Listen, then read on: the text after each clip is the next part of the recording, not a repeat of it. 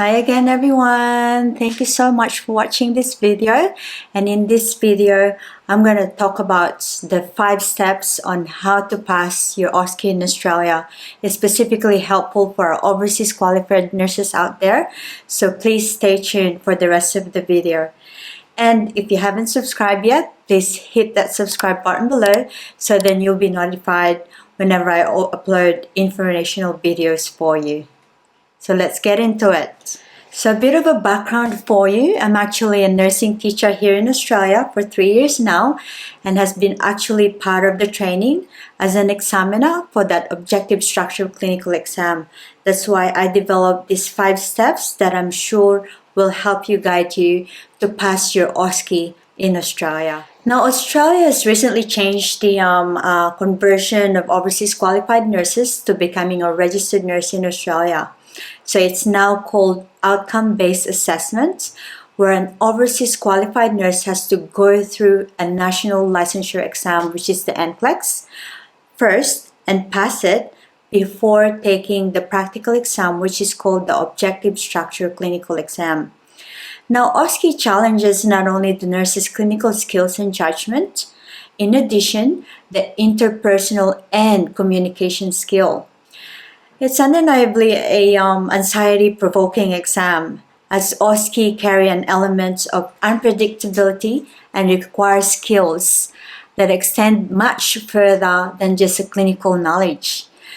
Now let's have a look at the steps, okay, that will surely help nurses optimize their OSCE performance. Let's head into the first step. The first step is to understand the OSCE Candidate Handbook.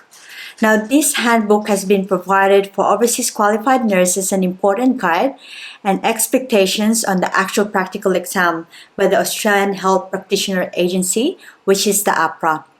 It contains essential information that is worth taking note for. It also includes detailed information about the OSCE, preparation, and tips for completing the OSCE. Yes, there's also tips in there for you apart from this one. Number 2 is develop a habit of a positive mindset. And this goes for everything in life. It does take 21 days to actually get into a habit. So why not start now, right?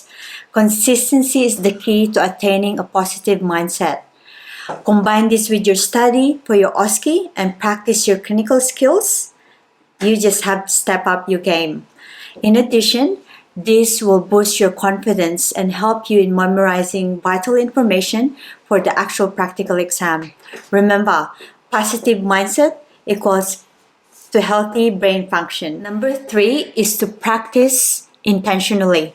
Now, when I say intentionally, you need to make a schedule. Write it down, put it on your wall. Set up alarm for your phone for you to practice regularly. The more you practice, the better you will perform. Now, this is mainly down to muscle memory.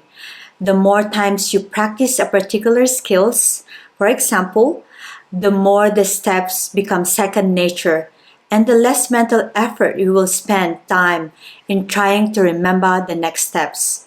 And this also applies when taking histories. And when it comes to OSCE, the saying practice makes perfect really rings true. Now, the 4th step is set up your timer. Because as you know, each station has only 2-minute reading time and 8 minutes of performance time. So try to get the feeling of what 8 minutes feels like.